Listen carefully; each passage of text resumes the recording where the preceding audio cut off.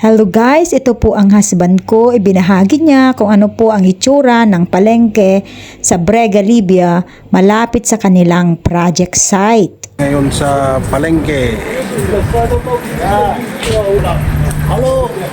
Hello, Sadik. Ay, mga kois.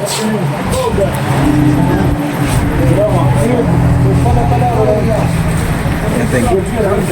Ito, bumibili kayo ng kuhan, mga kakanin. Hello, Hello, Philippines. Yeah, Philippines. Korea. No, Philippines. Oi, Philippines. Philippines, Manila. So, Mubasher. Wala, love you. Hello, Sadik ko ha. So, okay. Tantino saya. Bumili po siya ng dates, tsaka canned sardines. Ganyan po ang sardinas sa kanila.